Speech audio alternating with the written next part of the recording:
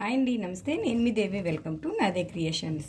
ఈరోజు వీడియోలో మనం ఉల్లిగడ్డి అంటే ఇక్కడ చిన్న ఉల్లిపాయలు వస్తాయండి. వీటి తర్వాత ఇది పైన ఉండే మొత్తం పార్ట్ ఇది అంటే స్ప్రింగ్ ఆనియన్స్ అయితే కావు, ఉల్లిగడ్డి అంటారు వీటిని.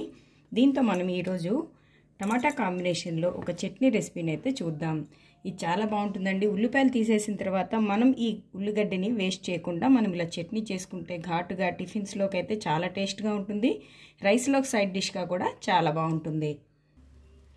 ఈ సైడ్ డిష్ని తయారు చేసుకోవడం చాలా ఈజీ. ఇంకా మనం ఉల్లిపాయలు తీసేసిన తర్వాత ఈ ఉల్లిగడ్డ అనేది వేస్ట్ అవ్వకుండా ఇలా మనం యూజ్ చేసుకున్నట్టు కూడా ఉంటుంది. చాలా టేస్టీగా సింపుల్ ప్రాసెస్లో ఎంతో టేస్ట్గా టిఫిన్స్లోకి ఘాటుగా చాలా బాగుంటుందండి. మీరు ఒక్కసారి ఈ చట్నీని ట్రై చేసి చూడండి. మరి ఎంతో ఈజీగా టేస్టీగా ఈ ఉల్లిగడ్డ పచ్చడిని ఎలా ప్రిపేర్ చేసుకోవాలో ఈరోజు మనం వీడియోలో చూద్దాం. మరి ఇలా తీసుకున్న ఈ ఉల్లిగడ్డని శుభ్రంగా వాష్ చేసుకొని చిన్న చిన్న ముక్కల్లాగా కట్ చేసి పెట్టుకోవాలి. నేనైతే ఇలా చిన్న ముక్కల్లా కట్ చేసి పెట్టుకున్నాను. అలాగే టమాటాను కూడా ఇలా స్టవ్ మీద ఒక కడాయిని పెట్టుకుని దాంట్లో ఒక స్పూన్ ఆయిల్ హీట్ అయిన తర్వాత దీంట్లో మీ కారానికి తగ్గట్టుగా పచ్చిమిర్చి, ఆల్రెడీ ఉల్లిగడ్డలో మనకు కొంచెం ఘాటు ఉంటుంది కాబట్టి దీనికి కారం అనేది ఎక్కువ పట్టదు. అలాగే 4-5 వెల్లుల్లి రెబ్బలు, కట్ చేసి పెట్టుకున్న టమాటాలు,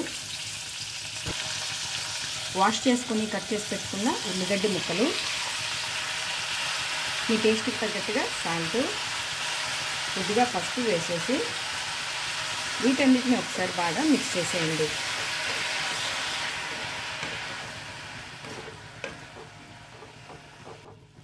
ఇలా మొత్తం మిక్స్ చేసేసుకున్న తర్వాత దీని మీద ఒక మూతను పెట్టేసి ఈ ముక్కలన్నీ మెత్తగా మగ్గేంత వరకు ఇలా ఉంచుకోవాలి.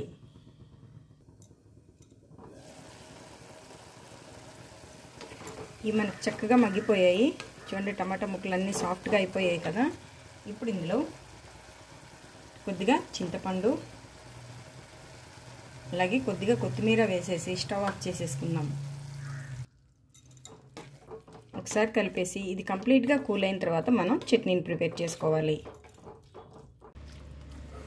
ఇది చూడండి, మనకు కంప్లీట్గా కూల్ అయిపోయింది కదా. ఇప్పుడు దీంతో మనం చట్నీని ప్రిపేర్ చేసుకుందాం. దీనికోసం ఇలా ఒక మిక్సీ జార్ని తీసుకొని దాంట్లో మనం ఉడకపెట్టి పెట్టుకున్న ఈ టమాటా ఉల్లిగడ్డ ముక్కల్ని ఇలా వేసేసుకుందాం.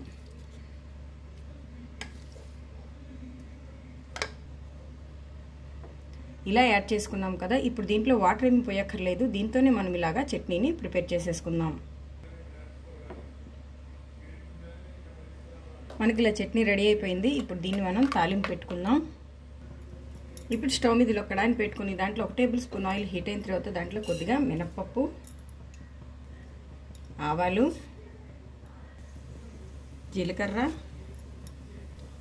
తుంచి పెట్టుకున్న ఎండుమిర్చి ముక్కలు వేసేసి ఒకసారి బాగా మిక్స్ చేసేసి పప్పులు అవి ఎర్రగా అయ్యేంత వరకు ఇలా ఫ్రై చేసేయండి.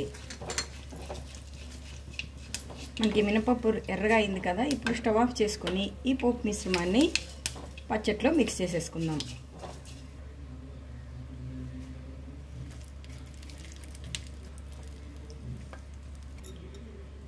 ఇలా చేసుకుని కొద్దిగా కొత్తిమీరతో గార్నిష్ చేసుకుంటే మనకి ఎంతో టేస్టీగా ఉల్లిగడ్డ పచ్చడి అయితే రెడీ అయిపోయిందండి.